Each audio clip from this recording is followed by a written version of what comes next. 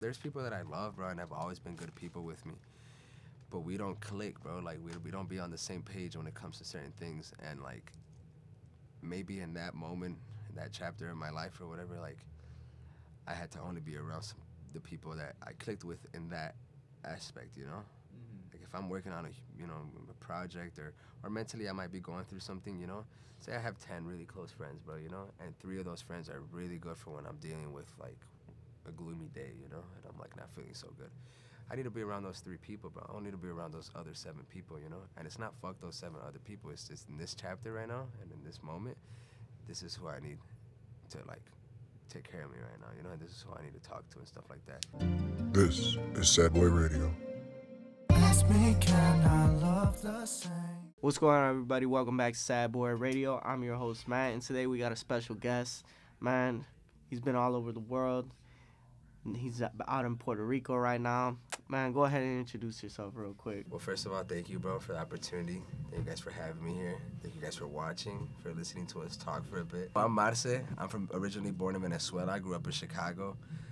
Been living in Puerto Rico the last 2 years.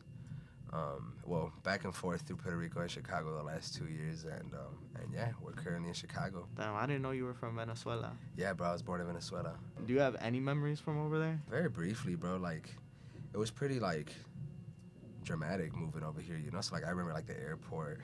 Mm-hmm. I remember like my family and stuff, you know. But like, if you ask me what street my grandma's house is on, like, I can't tell you, you know.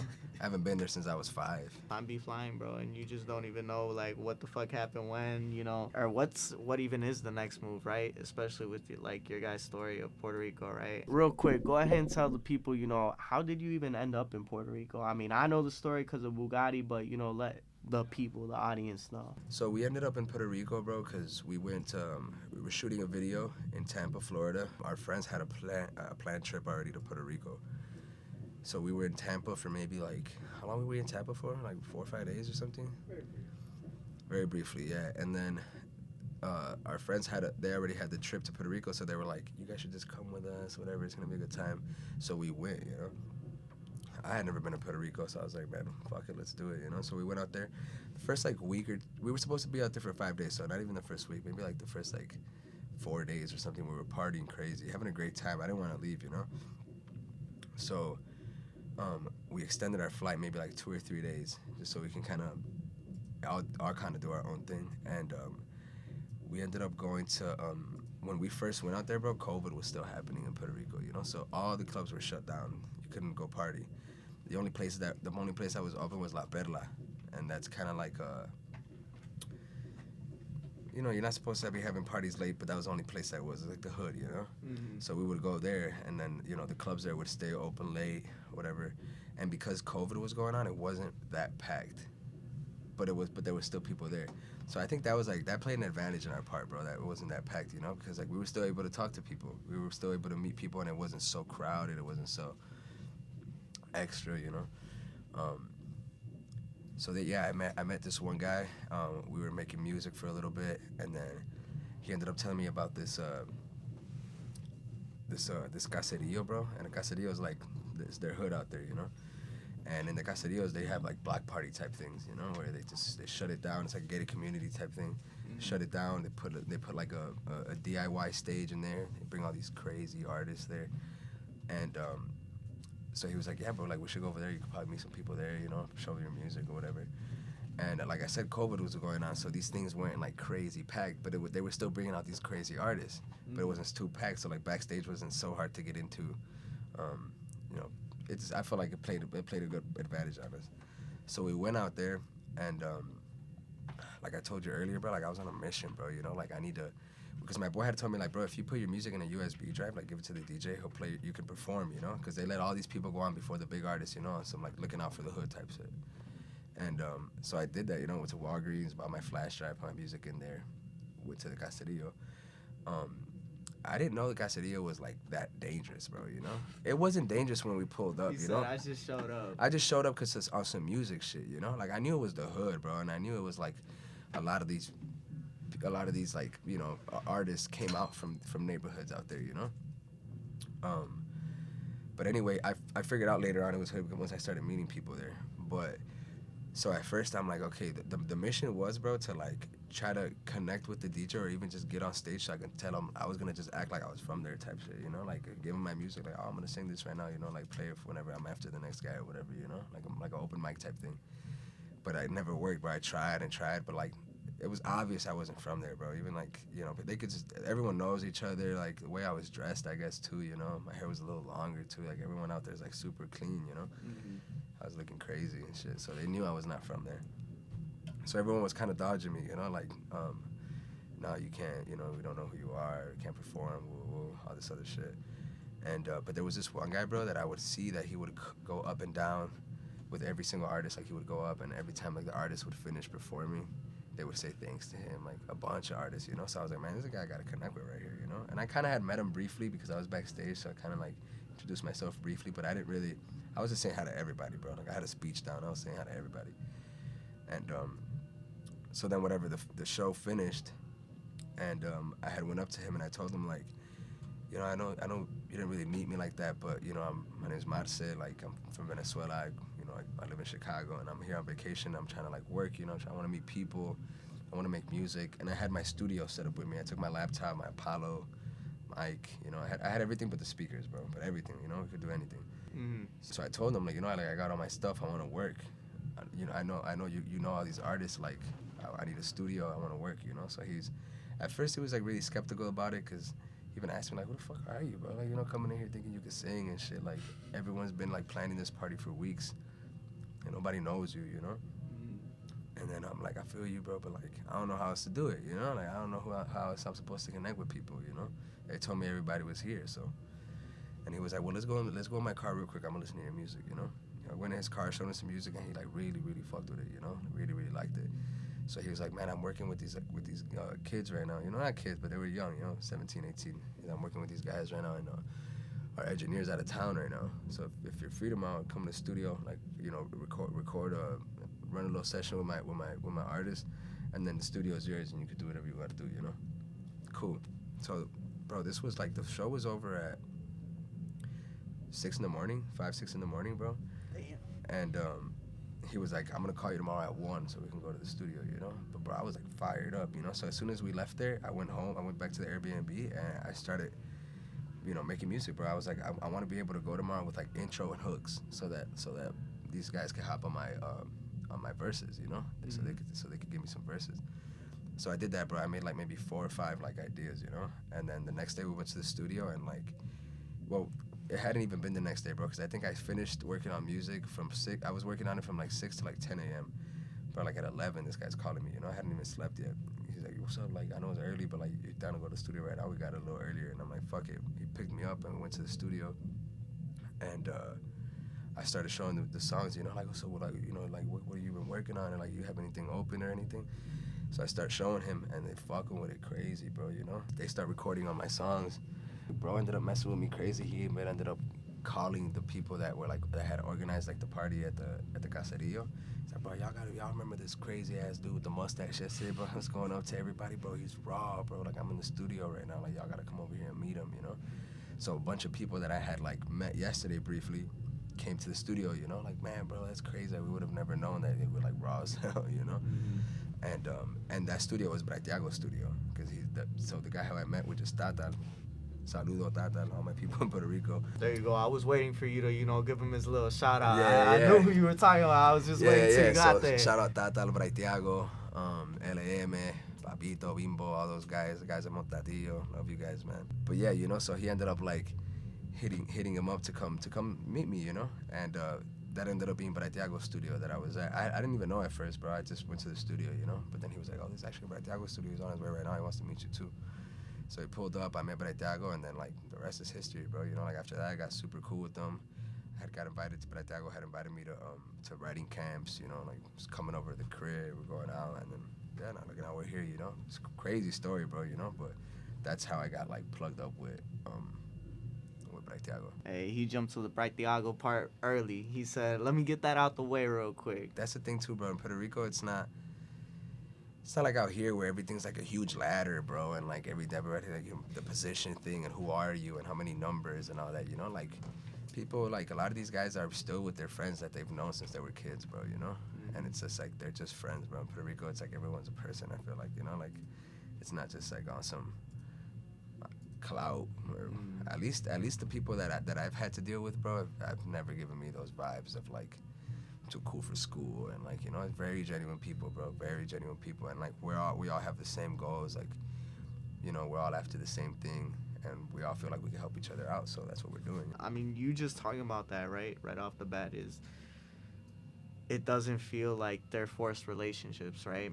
And I wish that that's something that Chicago had a little bit more of, right? Being able to build those relationships and just naturally know, like, hey, these people are good people and I want to continue to work with them. But like you said specifically, people that you grew up with, a lot of the times we get lost in our ways, right? We get lost and so caught up in what we're doing that we forget about everybody else that was with us beforehand, right? And, you know, everybody has these different ideas, dreams, goals, but it's finding a way to incorporate those people in our lives and our goals still, right? If they want it. And if it falls in place too, you know, like if it makes sense too. In what ways has, you know, this move to Puerto Rico changed your thinking? It's taught me a lot of different things, you know, a lot of good things, a lot of bad things about myself too, you know, like, because I'm definitely the type of guy, bro, who's like, I think about myself, bro, you know, like I take care of myself, you know, like my future, you know, and you know, in the process of moving to Puerto Rico, in my head I was like, it's very important to just do what I want to do, bro, you know, and like take a risk for myself, you know, and not think about everything else that's going on, you know, which is a good thing, bro, you know, because like no one's gonna do it for me, bro, you know. So that's my mentality. That was my mentality, you know. Still to this day, you know, it's like I'm like, I fuck everything, bro. You know, it's me. It's like I have to fight for myself. But then also, it's like you think too much. It's a balance, you know. If you think too much of that, it's like, you know, there's a lot of people I don't talk to anymore, bro. You know, that when I moved to Puerto Rico, like it just distance couldn't, you know, the distance was bigger than like the connection that we had, you know. And in my head, that's completely fine, bro. You know, because I'm like, you know, I'm in my own journey, and if things don't, if our paths don't cross anymore, I'm completely fine with that, you know. I think a very long time ago, bro, like I'm okay with the fact of being alone. You know, I'm okay with it. It's not comfortable, you know. It's not like a good feeling to be alone, but I'm okay with it, bro. I'm not gonna die, you know. Like I'll be fine. So that's always been my mentality, you know. And maybe it shouldn't be like that, you know, because there's people that we've known for a very long time, and maybe don't deserve that from us. Just be like, this is what I'm doing, but like I don't care if you need me around. That's the conversation I've always had, right? Is thinking about yourself and thinking like, okay, I can't worry about everybody else. I can only worry about what I got going on and making sure that I'm okay, just like you said. Because I can't help nobody, bro, if I'm not good, bro. Like I can't realistically help nobody. Like and a lot of the times, bro, people think that like having a friend that you hang out with all the time means that they're being there for you, but y'all just wasting time together. You guys are just forgetting about the bigger problem because you guys are, whatever, playing video games or smoking or whatever it is you're doing, you know, and going out or whatever. And all of a sudden you're not there to do those things with that people. So it's like now in their head, they're like, you're no longer there for me. It's like, bro, we was never really there for each other, really, bro. Like, we're not doing nothing, you know? I can't really help you, bro, because all we can do is that. And that's not solving anything. That's just making us forget about the issue. You can't help anybody that doesn't want help. Or if you don't have anything to offer either, you know? And it's not like a money thing, bro, you know? But it's like, in this journey, bro, of making music, at least for me, bro, I learned a lot more about myself, you know?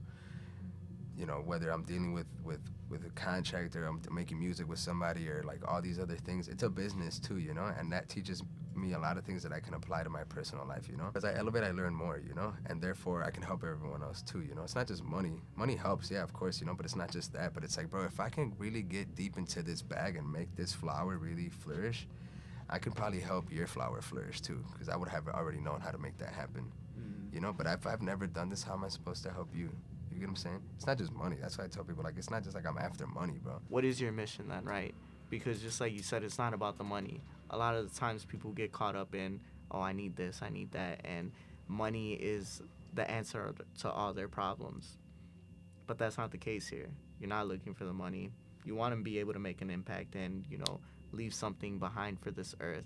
But what's the bigger goal? What I love most about making music, bro, it's like, besides obviously just making the songs, it's like when I do something that maybe somebody hasn't thought of, or or when I just do something that maybe somebody feels like they can't do, but because I'm an immigrant or because I'm from south side of Chicago or where I grew up or the struggles that I've had, they also feel like they can do that. That's my way of having an impact. And there's so many different ways you could do it, bro. It's not just making a fire song. It's like having something in your video that maybe somebody, or even dressing a certain way, bro. Like I think it's important to do things that pushing it a little further than the average person would, because maybe they won't push it as far as you did, but they'll push it a little further out of their comfort zone, and they'll start more being like themselves, they'll start more like doing things that naturally come out of them, which I think it's like when you express yourself, bro, and you're really just being yourself, like that's true happiness, bro, like when you really do feel like you can say whatever you want and wear whatever you want and go wherever you want, bro, and do whatever you want, literally, like it's amazing, bro. That's like real happiness, and sometimes that's not money or all these other things, and that's why, like, that's like if I can make rock music for for my whole life, and then make a reggaeton song too, and a kid feels like he could do reggae because of that, then I could die, bro.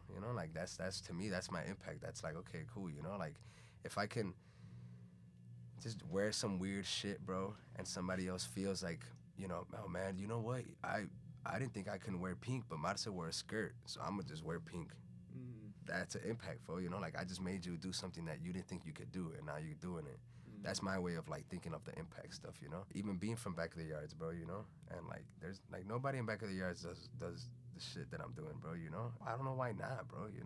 There's so much talent everywhere, But like a lot of guys I went to grammar school with don't still do the things that they don't still chase the things that we spoke about when we were kids, bro. I feel like I still am. What do you feel like stopped the people from doing that? It's surroundings, bro. It's 100% surroundings. Mm-hmm. I feel like I've just always known that the world is a lot bigger than what we're seeing. Maybe because I came from Venezuela and it was like a big culture shock, and I knew that there was something else. You know what I'm saying? Like in Venezuela, it's something, came over here and it's something else, and then I just saw how stuck the people here, and it's not because like they want to be. It's just like if you grew up in one same place, that's all you know. But like I was over there, and like the way people are with our parents are different, and everything is different. So then I came here, and like I came when I was really young, bro. But in my house here, it was still Venezuela. Like we would still act like we was in Venezuela. We still talk like that. We still ate the same food. You still don't talk back to your parents. You still don't do certain things. And then like being here, and then growing up with everyone else, like I realized how stuck they were in that, and I know both of them now, So I'm just like, bro, if Venezuela's like this, Chicago's like this, how's Mexico? How's this and how's that? And if you don't like it, then just go somewhere else, Like just try to move around, or I don't know, move your environment thing. So I think a lot of the reasons why people don't keep going with certain things is because of like your surroundings, like the people you surround yourself with. One of the things that you said, right off the bat was being able to inspire people to feel like they can do whatever they want, being able to go out of their comfort zone, right? I feel like that's a big reason why we started this podcast, is we wanted to break the norm of not being able to talk about the things that are weighing on you, the things that are heavy on your mind, and the things that impact your daily life, right? A lot of the times we're so afraid that somebody's gonna say that we're weird, or, oh, this person's depressed, so I don't want to be around them, or they make me feel like I'm being dragged down, right? But why aren't we having those conversations with people who go through this shit on the daily, right? Why aren't we having these conversations that you don't know if this person needs to hear that, to feel like somebody else feels the way they feel?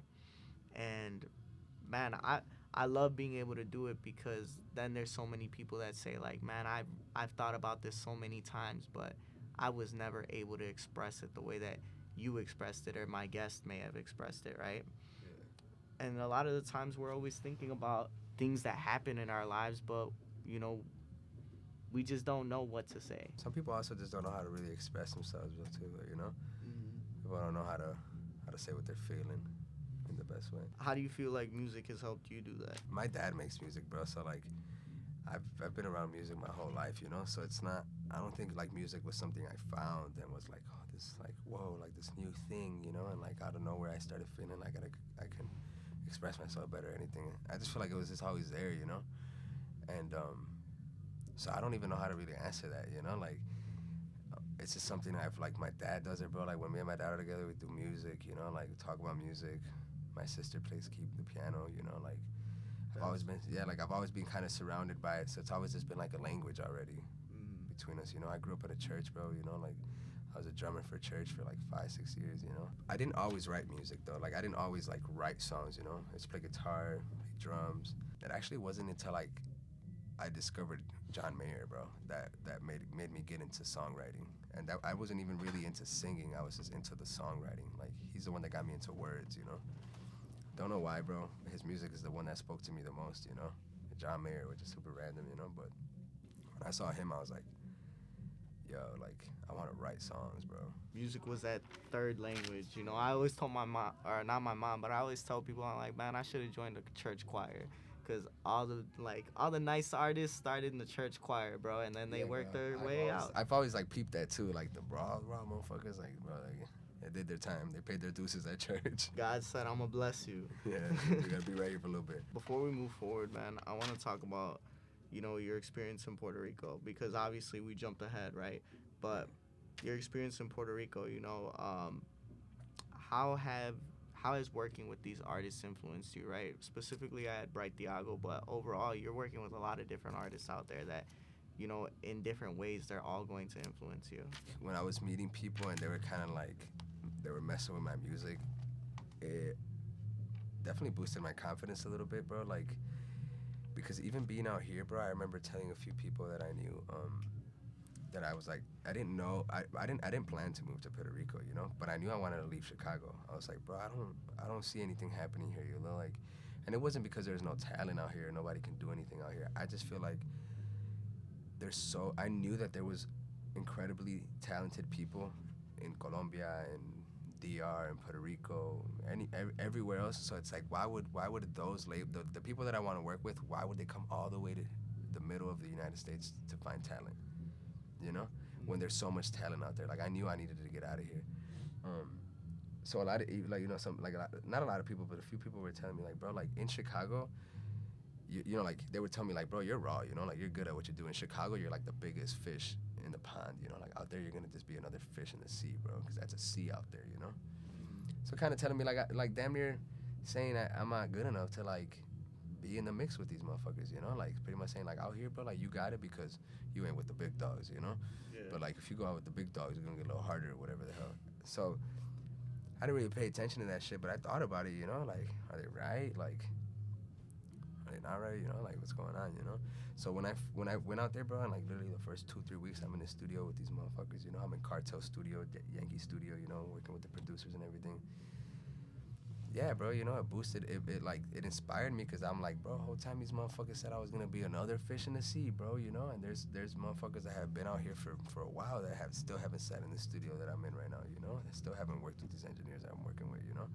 So it definitely made me, like, push me to be like, bro, you belong here, bro, you know, like, you got it, bro, like, do not fuck this up, you know, like, make raw shit. So that's definitely one way it inspired me. And another way, it's like, Puerto Rico's a completely different culture that I'm used to, bro, even different from Venezuela, you know, similarities and personalities, you know. I think Puerto Ricans and people from Maracaibo, which is where I'm from in Venezuela,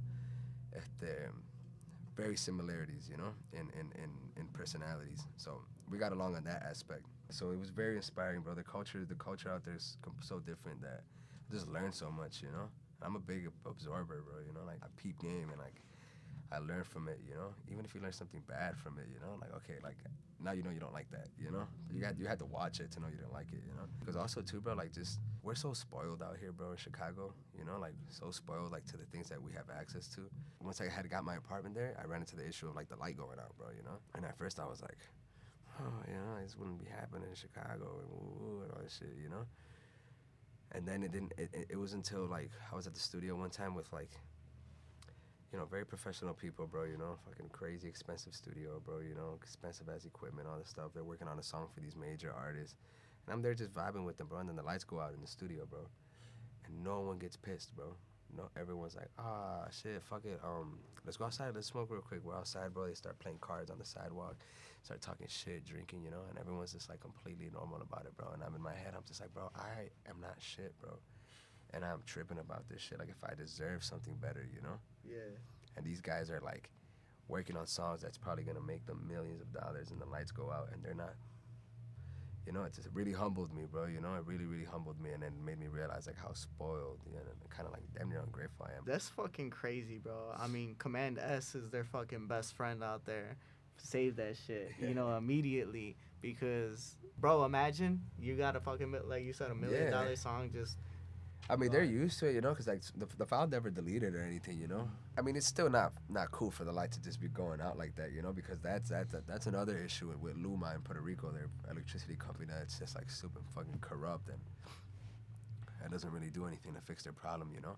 But the thing is, like, the people learn how to be happy with what they have, bro, and with what is given to them, you know, and it's not gonna ruin their mission because of it, you know. And I think that's like where what I learned from it, you know, where it's like they're resilient. Yeah, like it's fine, bro. It's fine, like, bro. We gonna need a lot more than that to fuck us up, you know. To fuck the energy up in here, it's gonna have to be more than that. I appreciate you fucking just shedding that light on that, bro. But fuck it, let's move forward, bro. Let's get to you, right? This past year, that's all that shit that's happened to you, right? Just this past year, that's what you've learned. But you've been at this shit for a long time. Yeah. G-Eazy lyric that I thought of, it's from the song called Time. And he says, all the money in the world, I can't find where they selling time. Or a button that rewind. I'm just thinking, sipping this wine. Let me catch you up, it's been some time. And man, time really does fly. We rarely reflect on like the things that are happening in our lives and the ways that we've been impacted, right? I mentioned this because 10 years ago, you uploaded your first video to YouTube. It was the Riding Dirty cover, right? Yeah. Oh my God, yeah. Knowing what you know now, right?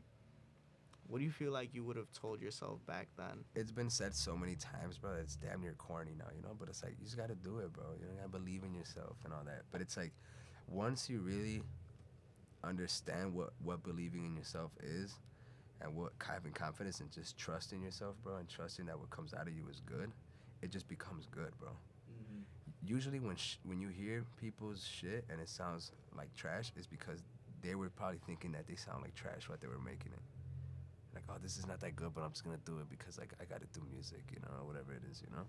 But it's crazy, bro. I don't know how to explain it, bro. But once you truly start thinking that you're raw, bro, and you really got that shit, your shit sounds like it, bro. Mm-hmm. It reflects. I don't even know how to explain it. It's something you can't teach, bro. Like, you can't teach somebody to believe in themselves. Or you can't teach somebody to like think that their work is dope, you know? Yeah. But the moment they really believe that shit, bro, all of a sudden the work is fire, bro. All of a sudden. At what point did that click for you? It clicked for me, bro, when I was like 18, 19, bro. Because like I said, I had been doing music my whole life, you know? But in high school, bro, I was in my glee club, you know? So we were a vocal ensemble, and I had a vocal director. I was in the choir, all that. So I knew how to, you know, bro taught me how to sing, bro. I didn't know how to sing before that, you know? He taught me how to hit notes. I had been in the group, bro, from sophomore year to senior year. Making really cool, you know, singing really cool songs, bro. Learning a lot about harmonizing and the fifths and the sevenths and all that. And it wasn't until I graduated, bro, once I graduated. So, hold on, rewind a little bit. When I was in high school, we had a family friend from church that had like a studio that can record like a live vocal ensemble, you know, we need 16 mics and all this crazy shit, you know. So he had a studio that was like that over in Forest Park. And the music director wanted to record an album for the students, you know, for the glee club. So I had access to it. So I was like, man, I can get it, you know. So we paid for a couple sessions at first, and then the owner, the guy from my dad's friend from church, was like, you know, if you guys want to keep recording, Marce, like, I'll let you record for free, but you have to record them. Bro, I was 15, 16 years old. I don't know what I was doing, you know. But crazy ass studio with the fucking 24 channel, crazy. I don't know what I was doing, but I knew how to press the record button. So he was like, you record him, I'll mix, and you guys would just pay me to mix. So that's what we kept doing, you know. And then my music director didn't really have much. He wasn't too familiar with the studio stuff either, you know. So we both kind of learned, you know, together. And so fast forward, whenever I graduate, you know, you're only in the group when you're in high school. So when I graduate, he takes the group to America's Got Talent, bro. You know, they go crazy. They win like second place, get all famous. Damn. They get sponsorships and everything, you know. So Adidas had sponsored a music studio at the high school. He hits me up and he's like, you know, Adidas sponsored. This was already after I had already seen that they had, you know, did their thing. They were on a good run and everything. So he's like, bro, Adidas sponsored us and they're paying for the music studio in the school. And honestly, we would have never even like been to a studio if it wasn't for you. So I think it'd be cool if you came out to the opening so you could see the studio, meet the Adidas reps, and like, you know, just show your face, you know, because the first time we ever recorded in the studio was with you. Like, you were the first one to record us. Bro, I pull up, crazy ass, bro, like crazy $1 million studio, bro, like with the Raven things, crazy ass studio, bro, and Pusha T's in there too, you know. I get introduced to him as like, oh, like this is this is Marshall or Marcial. He's like, Marcial, you know, like he was like the reason why we wanted a studio and like why the kids even like record is because like, you know, when he was, you know, a year and a half ago, 2 years ago when he was in high school with us, he was the one recording all our stuff, you know. So like he taught me how to like record. And, you know, we learned together and everything. And then at that time, bro, I had graduated high school and I wasn't doing shit, bro. I wasn't doing anything, you know. I didn't have a studio. I didn't have a computer. I didn't have a mic, no guitars, nothing, bro. I was just cutting hair. Bro, you could just imagine how I felt, bro, you know. Like, he's introducing me as this, like, top-tier student, you know, musical-ass motherfucker or whatever. And I just, like, wasn't doing anything with my life, you know. I wasn't doing music anymore. Not for real. So it brought you back in. Kinda, bro. So then, listen to this, bro. That happens, right? Maybe 3-4 days later, bro. The dude whose studio that we used to record at, Marce, shout out Marce, calls me, bro, and he's like, yo, like, you still working on music and shit? And like the Adidas stuff had just happened in my high school, so I'm like, you know, I'm like, I want to get back into it, you know. So he's like, you still making music and shit like that? I'm like, yeah, man, you know, I'm doing my thing here and there. And he's like, remember that studio that I had, bro? And I'm like, yeah. He's like, bro, I'll sell you the entire control room, the whole control room with the computer. Yeah, the computer. No, he didn't give me everything but the computer, bro. He was like, but I have the Pro Tools. It was Pro Tools 10 at the time. All the Waves plugins, bro. All the cables to everything. Desk, bro. Racks, monitor, anything, bro. Everything. It was like a $50,000 studio, you know? I'll sell it to you for $2,000, bro, if you can pick it up right now. And I'm like, what? Are you dead ass, bro? He's like, get a pickup truck, rent a pickup truck, and come pick it up for $2,000. If you don't pick it up right now, bro, I'm gonna sell it piece by piece. But I'll sell it to you if you're still working on shit, you know? And like 3 days ago, the Adidas shit had just happened, which was already a wake-up call. And then this guy calls me, talk about his entire studio for 2 bands, bro, you know? And I'm like, bro, I have to wake up, bro, you know? I have to wake up, dude. So then, right like down the street from my high school, bro, like maybe like not even half a mile away, bro, there was this warehouse that's kind of like this, but it just wasn't as nice as all this stuff you guys have here, you know? They were renting out rehearsal rooms, and my buddy had a rehearsal room, and he was in a rock band. Called him right away, and I was like, bro, like, you need to put me on with bro. I need a room. Yeah, for sure, come through. The next day, bro, me and this guy had got a room there. Cheap as hell, bro, like $300 a month.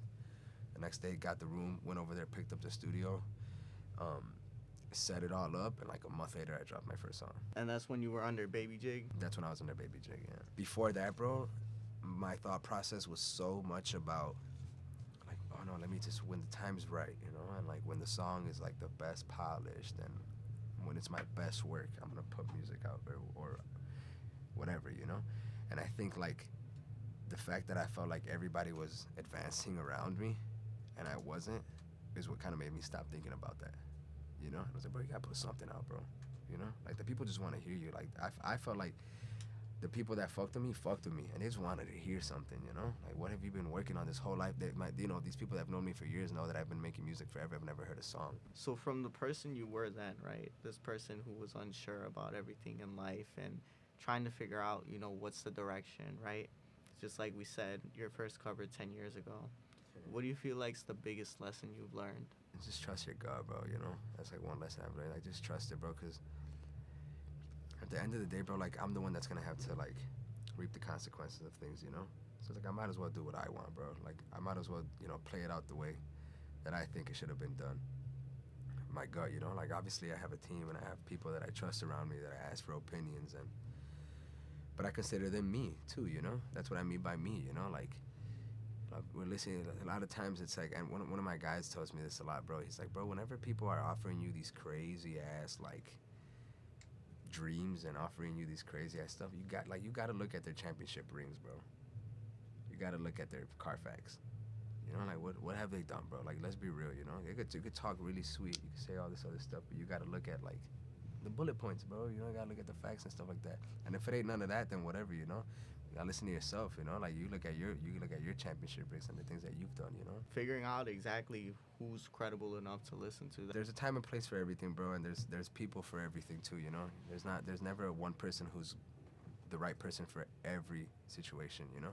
There's people for everything, you know, and I think there's people who aren't in the same business as we are, or that you are with me or whatever, and they're just people that are good to talk to too, you know. I have good advice, that are good human beings, that have good intentions, and so it's not always about like, what have you done, like you know, like you don't make music, how can you gonna tell me what my mental health needs to be, you know. But there's people that love you, you know. I feel like it's just hard, right? It's hard to take advice from people that don't understand the position you're in all the time.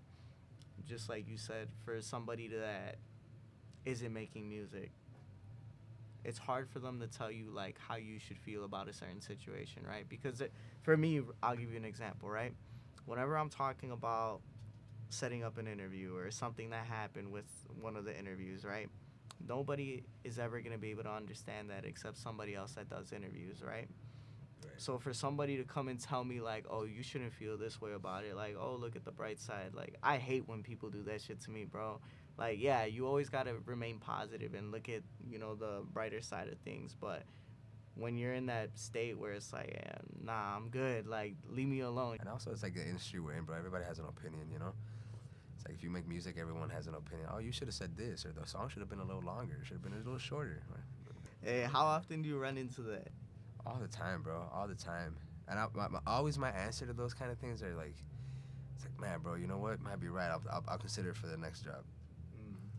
You know, because it's like it's not a bad idea. I just don't like the idea, you know. But why continue to kind of buy into it then, right? Why let them feel like, oh, you know what? Like you're listening, right? Why not just say, you know, hey, you know, this was my choice? I don't know. I just don't think it's nice, bro. You know, unless you're really getting in my way, then I'll tell you to like, bro, stop, bro. Because I've definitely done it. I mean, Moist seen it plenty of times in the studio, bro. When I tell somebody to just shut up, bro. You know, like, bro, you stop. Like, I'm too in it right now, you know. But if it's somebody like, you know, like, especially if it's somebody else that's making music, like if you make music, bro, and you're in the studio with me and you're giving me an idea that is throwing me completely off, then I'll be 100% honest because you'll understand, you know? But if it's like somebody that's a supporter, bro, it's just not nice, bro, you know? And plus, like, they're part of the process too, you know? And it's like, maybe, like I said, bro, it's like, it's not a bad idea. Maybe I just don't like it in the moment, you know? And it's like, I like to make people feel like they're part of my journey too, you know? 100%, bro. I get what you're saying. But let's move forward, bro. Yeah. You know, I want to talk about, you know, for you pursuing this career for 10 years, it's over 10 years, obviously, but for you to have uploaded that first video at 10 years, you start to think like, damn, where did the time go? What was I doing this whole time? It's something that you mentioned to me where, you know, I started to have these thoughts of, where did the time go? What did I learn from this experience? And just kind of being more selfish with your time, right? Because you're always pouring into someone, something, certain situations, and you lose track of the things that are important in your life. What's been making this specific thought weigh on you recently? I think since I've moved to Puerto Rico, bro, I've met a lot of people, bro, that are, you know, obviously doing the same thing I'm doing and seeing how different their careers are turning out, or maybe seeing where it went well, where it went wrong. And it's like people that I wouldn't say maybe necessarily started when I started, but you know, when I met them, maybe we were in the same position, or maybe they were a little higher than me, or whatever it is, you know. And like just seeing how, and I guess, you know, this is all new to me, bro, because I've been in Chicago pretty much my whole life, you know. So there's not a lot of like you know, artists that are really doing their thing out here like that, you know. And out there, like, it's all happening in real fucking time, bro, you know? So that's like a big wake-up call to me, you know, seeing all those guys, like, you know, do their thing, and it's going well for them, or it's going bad for them, or whatever it is, you know? But, like, just seeing the way it moves around me, seeing how real it is, bro, it's been probably the biggest wake-up call, you know? It's people no different from us, bro. People no different from me and you all over the world, you know? Not just in PR, but all over the world doing their thing. Nobody that's smarter than us or more talented than us, you know? Just maybe work a little bit more than we do, you know? And that's been a wake-up call. And I think, you know, when I moved out there, bro, that's that's one thing I told myself. I was like, I definitely do not want to get outworked. Like, that's what I want to make myself stand out, you know? Because you know, there's so much talent out there, bro. There's so much, you know, in Latin America, period, bro. When you go to the root of the shit, bro, it's like so much talent, bro. Colombia, anyway, you know, you go, there's a lot of fucking raw ass talent, and a lot of those people are I think that, you know, maybe better writers than me, or you can rap a little better, maybe sing a little better than me, you know. But my thing's always like, man, bros are not gonna outwork me, bro. You know, like that's gonna be where I stand out. You know, like I'm gonna be the one that shows up with 9, 10 ideas that are on paper, you know, with videos to them already, like treatments, and like that's where I'm gonna stand out. You know, like yeah, y'all could rap your asses off, cool. You know, but I got a whole album planned already. And you created that opportunity for yourself, man. You went out of your way to do that. That's the most important thing, and I want to give you your flowers on that, right? Because not everybody has what it takes to get to that point. To even be like, yo, I'm gonna move from my second home, right? Because Venezuela is your first home. Your second home of Chicago, you moved to go to another place that nobody knew you. Just like they said, who the fuck are you? I didn't know anybody out there, bro. Not one person. That's the crazy part of it all, is like we're all chasing these things, and we're all afraid that time is just passing us by, right? I hate to say it, bro, but because I feel like, you know, like the right thing to say, bro, is like, you know, to work at your own pace and whenever you're ready, and like, you know. But that's the right thing to say. In my head, bro, and this is my world, you know, this is how I think, you know. Y'all can think however you guys want to think, but like, I do feel like it's a race sometimes, bro. You know, like it does feel like that sometimes. Like I try to get as much done as I can, you know, and like, but then at the same time, like it has to be raw, and that takes time, you know. So like, let's just get better at being raw faster. If you don't do it, somebody else is gonna do it. And I hate thinking about that, bro. You know, like I hate having that in the back of my head all the time. But I don't know if it's just like the competitive in me, or like, or I don't know what it is, bro. You know, but that's just the way I think, you know. And it's like I don't think it's very healthy to like, because then you start comparing yourself. You know what I'm saying? And then you look at other shit, and then you compare, like, man, mine's not that raw, and like stuff like that, you know? Like that's what that creates, bro. When you start, you look at social media and you see how much content comes out every day, you know, and like that's why I think it's like not so good to always think about like I'm running out of time, you know? But I do, bro. You know, like I'm fucking human, bro. Like that's what I think about, you know? Like, man, this shit gotta be raw, and it's gotta be raw right now, and I'm not leaving till it's dope. Being able to sit down and reflect on that, being able to think like, okay, I am running out of time. Everybody feels that way, bro. Everybody who's in their 20s at least feels like, damn, this person's ahead of me. And if I don't catch up to them right now, you know, what's my life going to look like compared to theirs? The thing about you is you were able to take that and make something out of it, which is... Like, use it to your advantage, right? Mm-hmm. You have to, bro. Use those flaws that you have to make sure that you're in a better position, to make sure that you're going to be able to succeed and use it to your advantage, just like you said. We also talked about, you know, you wasting your time in a sense, spending your time with people who aren't always the best influence, who might not be the best people to surround yourself with. NBA Youngboy in Solar Eclipse, he says, as I ride on the city lights, I wonder who gonna ride for me if it go down. And I start to get this feeling like, who gonna be there for my sons that I'm not around? And you know, the song has always put things into perspective for me as far as, like, who am I keeping around me, right? Do these people love me as much as, you know, they say they do? Do they love me as much as I love them? And making sure that you're surrounded by the right people is important, because that's the people that are going to help shape you, help make you the person that you are today, and make sure that you're succeeding in life, right? Do you feel like you've surrounded yourself with the right people? Right now, yeah. And the move, bro, for me was like a big eye-opener to that, because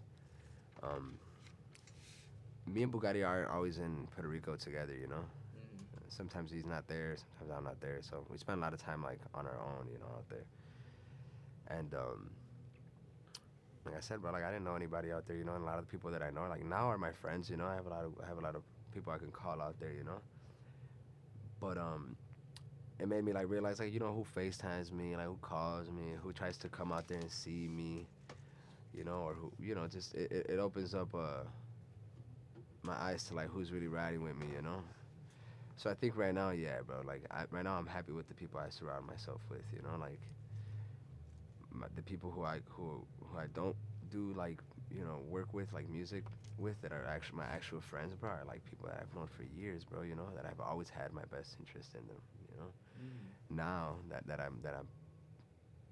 like I look back to see who I'm actually chilling with, you know. Maybe when I was like actually like full time living in Chicago, bro, I was doing wasting a lot of time, bro. You know, like I was doing a lot of graffiti, hanging out with a lot of people I probably shouldn't have, you know. And right now, bro, I think I've like got it. Not all the way there, you know. I have that, but I have it down to a T where it's like the motherfuckers that are with me right now, bro, are the people that have ride with me for a long time, bro. You know. In what ways do you feel like your perception of people has changed because of that situation, right? Just like you said, moving to Puerto Rico, you start realizing like, hey, this person isn't calling me. These people haven't checked in on me in, you know, so long. Just because somebody doesn't call you doesn't mean they're like, it's not fuck you, you know. It's not like, you know, I don't take that anything like that personal, bro. And I also, like I mentioned earlier, bro, like there's people for every situation, bro, you know. And there's people that are compatible with you in most situations and scenarios in your life. And there's people who are, you know, compatible with you in lesser ones, you know. And that's fine, you know. So it's like, I have a lot of friends, bro. I know, you know, I have a lot of people that I know and like that I share with, you know, spend time with, you know, some more than others, you know. A lot of times, bro, like the decision that whether I want to spend time with somebody or not, it's not necessarily because of like whether I want to. It's not a desire thing. It's just I know I'm not supposed to, bro. You know, there's people that I love, bro, and have always been good people with me. But we don't click, bro. Like we don't be on the same page when it comes to certain things. And like maybe in that moment, in that chapter in my life or whatever, like I had to only be around the people that I clicked with in that aspect, you know. Like if I'm working on a project or mentally I might be going through something, you know. Say I have 10 really close friends, bro, you know, and 3 of those friends are really good for when I'm dealing with like a gloomy day, you know, and I'm like not feeling so good. I need to be around those 3 people, bro. I don't need to be around those other 7 people, you know. And it's not fuck those 7 other people. It's just in this chapter right now and in this moment, this is who I need to like take care of me right now, you know. And this is who I need to talk to and stuff like that. So I think it's like that's what it's taught me, you know. Because I don't think like just because we don't both like make money together or like we don't, you know, whatever the hell, it doesn't mean it's like I'm done talking to you, bro. Like that's it. We can't be cool no more because you're not bringing anything to my life, you know. Like yeah, you know, if you're not bringing anything to my life, then yeah, we're not gonna hang out every fucking day. You know what I'm saying? Like, I'll say hi to you and everything, and like you know talk a little bit in here and there. But it's not like I'm not like the type of person to just cut people off, bro, and like start blocking them and like it's fuck you, bro. I'll be by myself and everything, you know. I could be by myself, bro, and I understand that, but I just don't be taking those kind of things so personal, you know. Like people that didn't call me when I was in Puerto Rico, like I'm not mad at y'all, you know. Like It's just more so like you start to see, you know, who are the people that are gonna be down for you, who are the people that are gonna be there when you need it. it just makes me understand more like who I should be giving my time to, you know. And that's it, bro. You know, and it just we only have to be that way because time's the only thing we can't control, bro. It's the only thing we can't buy more of, and like, so it's like, yeah, like I have to be picky with this, you know, like I have to be picky about it. Like I'm sorry, and it's nothing personal, bro. But it's just like I don't have a lot of this right now. How do you feel like your mentality on, you know, the way you use your time will be going forward? A very long time ago, bro, I accepted the fact, like I'm okay with being alone, you know, whether it be like not having a lot of friends or not having a lot of real friends, you know, or a girlfriend or whatever the case may be, you know. So like I'm still practicing, trying to get better at being lonely, you know, because I don't think lonely is necessarily a negative thing, bro. You know, I think it's a good thing, bro. You get to talk to yourself, you get to know more about yourself, and the only reason why people don't like being alone with themselves is because they don't like themselves, you know. They don't like talking to themselves. When you're lonely, bro, and you don't know how to be by yourself, it can bring a lot of bad things, you know, impression and like you get laziness and unmotivated, you know. But I think like if you can figure out how to find happiness with being alone, bro, like you're just so ahead of it, bro.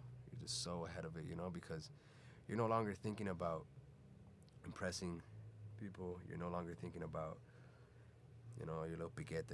Piquete isn't necessarily cockiness. Piquete is just kind of like your swag to it, you know. But anyway, like you're not thinking about being cocky, and you're not, because you got yourself, bro. You know, it's like when you got a bad bitch with you, bro. Like you don't care about these other girls because you got such a bad bitch right here, you know. So it's like you no longer think about that.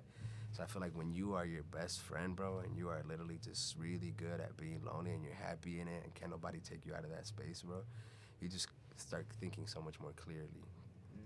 You know, so you're no longer thinking or trying to get somebody to like you. You know, like, oh, I don't want to say something that'll get this motherfucker to not fuck with me. You know, you're just being yourself because you got yourself. You know. You gotta be authentic. So that's where I'm at with my time, bro. You know, like trying to be more honest, because even being more honest, you get to know yourself more. You know, if you're honest with your friends, you're like, man, I'm really being myself. Like I'm really saying what I think. You know, and now they really know who I am and how I am. So I think that's how, like, moving forward, that's how I'm dealing with my time, bro. Like giving it more to me, and by me I mean, like, you know, if being with people that I love helps me love myself more, then that's me giving my time to me, bro. And make sure you're setting that time aside just for, you know, the you time, whether that means pouring into other people, allowing other people to pour into you. Yeah, whatever the case may be, bro. Whatever's helping y'all out there, you know. For me, sometimes, like, I like sometimes where I be in my apartment and it's just me and my dog, and I'm just like looking up at the ceiling, bro, you know, and I'm just thinking, like, what am I doing here, bro, you know, like, and I kind of like that, bro, you know. I love the moments just like being able to chill, being able to reminisce on the feelings that, you know, you once had, right? I just had a conversation yesterday where, man, I love sad music, and it's weird, right? Because a lot of people would be like, oh, I don't want to feel that emotion again. I don't want to think about that. But I love listening to those sad songs or those heartbroken songs because it made you feel some type of way, right? You actually felt some type of way when you listen to that song, and it brings you back to a place where it was like, man, I cared enough to really fucking let that shit hurt me, right? And that can happen with happy songs. It takes you back to a place where, you know, you were once happy. But a lot of the times when we think about, like, these happy moments, I don't know, at least for me, right? Yeah, you were happy, but what happened next? What brought you down from that happiness, right? Something happened. But, man, I really appreciate you sliding, bro. I feel like it was a really dope conversation. We touched on a lot of things, you know. So many people are going to learn so much more about you if they don't already know, right? Yeah, I hope so. Hope you guys enjoy it, too. It was dope. I had a great time, man. There you go. Go stream Sigo IE. Sad Boys for real. Make sure you like, comment, and subscribe. Peace out. This is Sad Boy Radio. Broken pieces, who's to blame?